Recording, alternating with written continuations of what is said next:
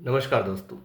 भाजपा के हाथ बहुत अच्छा मौका लगा है, लेकिन मुझे नहीं लगता कि भारतीय जनता पार्टी इस मौके को भुना पाएगी।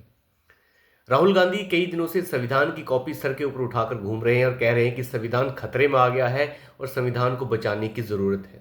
आरक्षण खतरे में आ गया है और पता नहीं क्या क्या खतरे में आ गया है।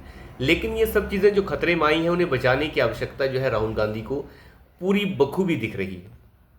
लेकिन भारतीय जनता पार्टी क्या कर रही है? भारतीय जनता पार्टी कह रही है कि जिस दिन इमरजेंसी लगाई गई थी उस दिन जो है संविधान हत्या दिवस मनाया जाएगा। अब मेरी समझ के बाहर है कि भारतीय जनता पार्टी का या तो दिमाग खराब हो गया है या वो पत्थर के ऊपर सर पीटने वाली हो गई है कि संविधान हत्या दिवस मनाने का क्या मतलब है। मनाना है तो कुछ और थोड़ा नाम रख लीजिए। संविधान हत्या दिवस, हत्या शब्द का प्रयोग करने का क्या मतलब है? संविधान विध्वंस दिवस रख लीजिए या कुछ भी रख लीजिए, ऐसा शब्द इस्तेमाल कर लीजिए। लेकिन नहीं, खैर वो भारतीय जनता पार्टी का एक अपना निजी मामला है, लेकिन उन्होंने वो मामला जो है गैजेट के ऊपर छाप कर पूरे देश के ऊपर लाद दिया है। खैर ये सब चीज़ें अपनी जगह पर, लेकिन जब भारतीय जनता पार्टी को एक बेहतरीन मौका दिया है सुप्रीम कोर्ट ने। सुप्रीम कोर्ट का एक फैसला अभी 2 दिन पहले आया था कि मुस्लिम महिलाओं को भी पैसा मिलना चाहिए, यानी उन्हें भी वो अधिकार मिलना चाहिए जो तलाक के बाद किसी दूसरी महिला को मिलता है। यानी किसी आम हिंदू मजहब की महिला को मिलता है, सिख मजहब की महिला को जैसे ही मेहनताना मिलता है, मेहनताना तो नहीं कह सकते आप, ये कहते हैं कि एक तरीके से जो पैसा जो पति से मेंटेनेंस के तौर पर मिलता है वो मुस्लिम महिला को भी मिलना चाहिए। हालांकि ये कानून पहले से भी है, मुस्लिम महिला को मेंटेनेंस मिलता है, लेकिन मुद्दा ये है कि उस मेंटेनेंस को कभी भी प्रचारित नहीं किया गया। मुल्ला कठमुल्ला मौलानाओं द्वारा तो हमेशा ही उसे दबाया गया और बहुत सारे मुस्लिम आप कह सकते हैं क्लेरिक्स के साथ साथ एडवोकेट भी हैं जो इस मामले को दबा देते हैं।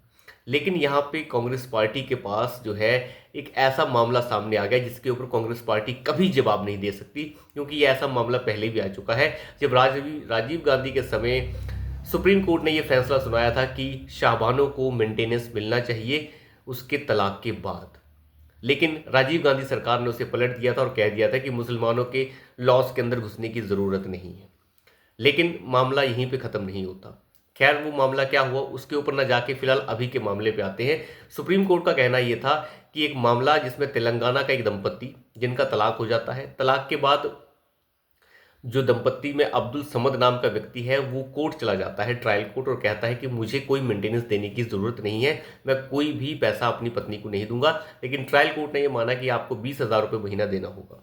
उसके बाद वो हाई कोर्ट चला जाता है, हाई कोर्ट ने भी यही माना कि आपको पैसे देने होंगे। हालांकि पैसे की अमाउंट जो है हाई कोर्ट ने कम कर दी, 10,000 रुपये कर दी। उसके बाद वो मामला जो है सुप्रीम कोर्ट पहुंच जाता है।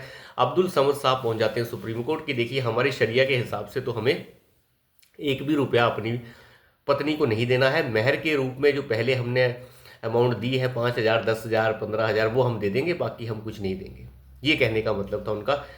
लेकिन शरिया अपनी जगह, सुप्रीम कोर्ट ने ये कह दिया, 2 जजों की बेंच थी, उनमें सुप्रीम कोर्ट के जजेस ने कह दिया कि आपको पैसे देने होंगे और ये संविधान पूर्वक है, संविधान के हिसाब से ये अधिकार उस महिला को मिला हुआ है। और ये बिल्कुल सही बात भी है, संविधान के हिसाब से मिला हुआ। सुप्रीम कोर्ट का कोई नया डिसीजन नहीं है, सुप्रीम कोर्ट का ये कोई नया डिसीजन आप इसको नहीं कह सकते, ये डिसीजन पहले से ही है, लेकिन सुप्रीम कोर्ट ने फिर इस पर मोहर लगा दी। लेकिन क्या कठमूल्य देने को तैयार है? बात यह है कि महिलाओं को आगे बढ़ चढ़कर वो लेना होगा। लेकिन कांग्रेस पार्टी इस बारे में क्या सोचती है? कांग्रेस पार्टी कभी ये नहीं कह सकती कि हम इस फैसले का समर्थन करते हैं और यहीं पे भारतीय जनता पार्टी जो है मात खा जाती है। ये क्या झक मरवा रहे हैं? पूछिए राहुल गांधी से कि महाराज आप इसमें क्या जवाब देना चाहते हैं। युवराज साहब आप बताइए, क्या महिलाओं के लिए ये फैसला सही है या गलत? इसके मुंह में दही जम जाएगा, ये उसमें कोई जवाब नहीं दे सकता। ये ऐसा बेशर्म कांग्रेस पार्टी है जो अब संविधान के नाम पर चुप हो जाएगी। यही इन लोगों की असलियत है। मुल्ला मौलाना कठमुल्ले जो है वो तो कहेंगे कि ये गलत है, लेकिन साथ ही साथ यहाँ पे कठमुल्ले ये भूल जाते हैं कि जो सुबह शाम कहते हैं हम संविधान बचाने निकले हैं, हम भी संविधान के साथ हैं, वो यहाँ पे संविधान को लात मार कर कह देते हैं कि यहाँ शरिया ज़्यादा ज़रूरी है। अब अंदाज़ा लगा के देखिए कि राहुल गांधी भी उन्हीं कठमुल्लों के साथ शामिल हो जाएंगे। खैर बात मुल्लो मौलानाओं की नहीं है, उनकी विचारधारा तो ऐसी ही रहने वाली है। लेकिन राहुल गांधी से कोई पूछे कि आप संविधान की किताब को माथे पे लेकर चल रहे हैं, जिस किताब को आपकी पूजनीय दादी जी ने रौंद दिया अपने पाँव के नीचे और कई बार उस संविधान को बदल दिया, आपकी अम्मा ने कई बार संविधान को बदल दिया, वो लोग कहते हैं कि हम संविधान को बचाएंगे। खैर, झूठा नैरेटिव फैलाया जा सकता है और झूठा नैरेटिव बहुत अच्छे से फैलाया जा सकता है अगर भारतीय जनता पार्टी और नरेंद्र मोदी जैसा प्रधानमंत्री हो जो खुद को नीलकंठ कहते हैं और कहते हैं कि हम सारा विश्व पी जाएंगे लेकिन किसी के ऊपर एक्शन नहीं लेंगे। वहां पर झूठ की दुकान बिल्कुल लगाई जा सकती है। वहां पे पार्लियामेंट में खड़े होकर यह भी कहा जा सकता है कि किसी शहीद को शहीद का दर्जा नहीं मिल रहा, किसी को पैसा नहीं मिल रहा, जो अनशंड मुंह में आए जनाब वो सब बका जा सकता है, कोई फर्क नहीं पड़ता। बात यह है कि द्वेष फैलाओ, द्वेष फैलाओ पूरे देश में। अगर ऐसे नहीं जीत सकते तो वैसे जीत जाएंगे। लेकिन भारतीय जनता पार्टी और नरेंद्र मोदी साहब को यह समझना होगा कि देश ने आपको नेतृत्व 3 बार सौंपा है, वो इसीलिए सौंपा है कि आप एक्शन करें। रिएक्शन का इंतजार ना करें कि रिएक्शन कैसा आएगा कैसा नहीं होगा, ये आपका काम नहीं है। आपका काम एक्शन लेना है। रिएक्शन कैसा होगा ये जनता देख लेती है और जनता डिसाइड कर लेती है। लेकिन आप गलत राह पर चल रहे हैं। आपको सुप्रीम कोर्ट एक मौका दे रहा है लेकिन आपका कोई नैरेटिव ही नहीं है। संविधान की दुहाई देने वाले सुबह से शाम तक ये कह रहे हैं कि संविधान खतरे में है, लेकिन उनसे आप सवाल पूछने लायक नहीं है। इमरजेंसी की हत्या तो आप मना लेंगे, लेकिन और भी बहुत कुछ है आपके पास मनाने के लिए जिससे आप मना नहीं रहे। तो भारतीय जनता पार्टी को भी अपने अंदर कुछ सुधार लाने होंगे। और प्रश्न तो राहुल गांधी जी से भी हैं, वो हमारे विपक्ष के नेता हैं। बताइए, आप संविधान ने मुस्लिम महिलाओं को ये अधिकार दिया है, सुप्रीम कोर्ट, माननीय सुप्रीम कोर्ट ने ये फैसला भी सुनाया है। तो माननीय सुप्रीम कोर्ट ने फैसला सुनाया, हालांकि फैसला कोई नया नहीं है, पुराना ही है। तो ये मुल्ला मौलानाओं के साथ आप खड़े हैं या संविधान के साथ?